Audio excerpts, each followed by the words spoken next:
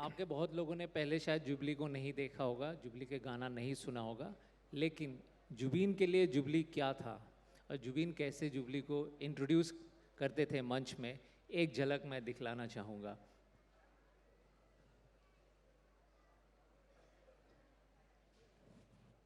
ओ जुबलिया, jubilee, हाँ,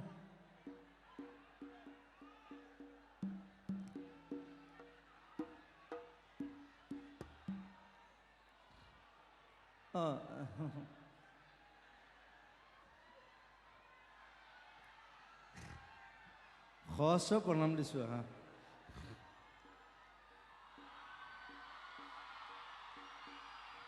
আহিলে চুলিখিনি ফুলাই মানে একদম তাৰ মানুহজনী ফুলিছে, চুলিখিনি ফুলিছে, কি খাইছে ভগৱান জানে। Hello hello hello hello hello বহুত দিন পিছত গাব মোৰ লগত। ये रोज का होता था। जुबीन हमेशा जुबली के टांग खिंचाई करते थे स्टेज में और ये कोई रिएक्ट नहीं करती थी। लेकिन जुबली का और एक परिचय है, कोई भी इंसान जुबीन को अगर नींद से जगा सकते थे, क्योंकि जुबीन जब सोते थे और उनको कोई जगाने जाते थे तो लात घूसा सब मिलते थे। एक सिर्फ जुबली थी जो जुबीन को जगा पाती थी। काश वो आखिरी बार भी जगा पाती। जुबली,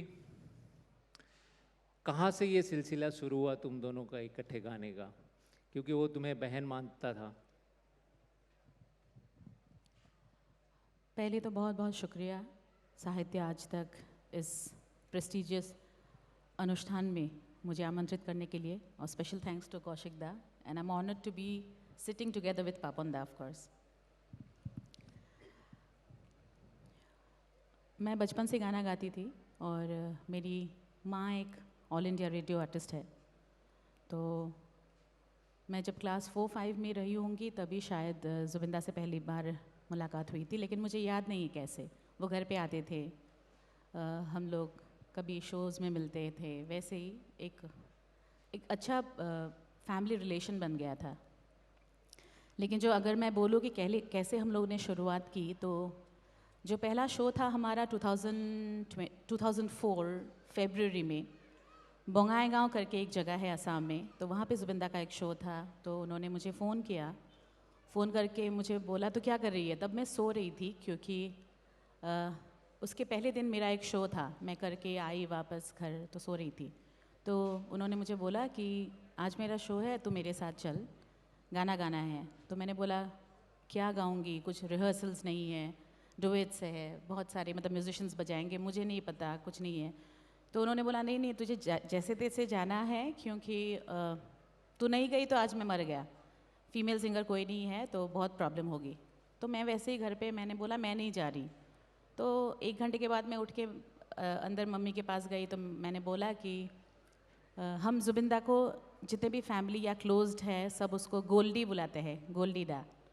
तो मैंने बोला कि गोल्डी दा ने फ़ोन किया था, शो पे जाना है, और मैंने उसको मना कर दिया। और असम में अभी भी है और पहले भी ये था, क्योंकि हम लोग सब एक फैमिली की तरह रहते हैं सब। तो घर में जो मेन डोर है वो कभी लॉक नहीं रहता है, कोई भी अंदर आता है, मतलब नेबर्स कभी भी अंदर आ जाते हैं, तो वो आपको तो पता ही है। तो जुबिंदा कब अंदर आए, कब अंदर बैठ गए, मुझे पता नहीं चला। तो उन्होंने बोला कि अभी टाइम नहीं है, मैं आ चुका हूँ, तुझे जाना है। तो वैसे हम लोग गए, वो शो किया।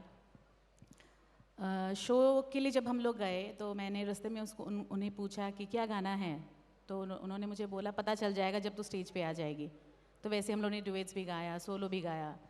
तो उस दिन जब हम लोग वहाँ पे गए थे बोंगाईगांव में, क्योंकि कोई फीमेल सिंगर साथ में जाने वाला था नहीं, तो शायद इसीलिए ऑर्गेनाइज़र ने कुछ रूम अलग से फीमेल सिंगर के लिए रखा नहीं था। तो हम लोग जब वहाँ पे गए, जुबिंदा के लिए एक रूम किया हुआ था, ऑब्वियसली पूरे बैंड के लिए था। तो वहाँ पे जाके उन्होंने बोला, क्योंकि रात को हम लोग रुकने वाले थे और फरवरी का टाइम था, बहुत ठंड थी, तो वापस नहीं आ सकते, तो इसीलिए हम लोग रुकने वाले थे। तो जुबिंदा ने बोला तुम लोग यहीं पे रह जाओ। तो हम लोगों ने पूछा आप कहाँ रह रहे हो। तो उन्होंने बोला नहीं नहीं मेरे लिए है रूम, आप चिंता मत करो, आप मेरे रूम पे रुक जाओ। तो हम लोग वहाँ पे रुक गए। सुबह जब हम लोग निकलने वाले थे, क्योंकि हम लोग जुबिंदा के साथ ही गाड़ी पे गए थे, तो उनको फ़ोन नहीं लग रहा है, वो फ़ोन ऑफ करके सो गए कहीं। हम लोग सारे रूम में सब ने देख लिया, वो कहीं नहीं मिले। लास्ट में पता चला वो रात को अपने ड्राइवर के साथ ही सो गए, क्योंकि मेरे लिए रूम नहीं था, उन्होंने अपना रूम मुझे दे दिया और वो खुद अपने ड्राइवर के साथ एक छोटे से रूम में, एक ही छोटा सा बिस्तर था, उस पे वो सो गए। So that is Zubeen Garg. और उसके बाद कभी रिहर्सल्स नहीं, ऐसे जो शुरुआत की हम लोग ने 13 इयर्स तक हम लोग ने साथ में परफॉर्म किया और अभी तक हम लोग काम कर रहे थे। I can not express what we have lost. एक भाई और वो इंसान जो असम के हर घर का बेटा है, हर घर का बेटा है। तो असम के हर एक लोगों ने, हर फैमिली ने अपना बड़ा बेटा खोया है। That's all I can say. Jubilee, तुमने रिहर्सल की बात की थी, जुबिन को रिहर्सल की आदत नहीं। वो एक किस्सा तुमने मुझे सुनाया था, राकेश रोशन और ऋतिक रोशन के साथ हुआ था जुबिन का, जब वो एक फिल्म के गाना रिकॉर्डिंग करने गए थे, जो मेरे ख्याल से 15 मिनट में रिकॉर्डिंग ख़त्म किया था। तो किस्सा सुनाओ एक बार फिर से सबके लिए।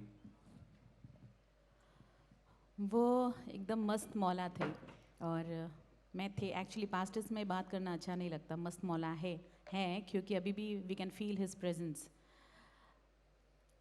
अपने टाइम से काम करते थे, कोई कब उनको बुला रहा है, कब उनको क्या करना है, उनको कोई फ़र्क नहीं पड़ता, अपने हिसाब से काम करते थे।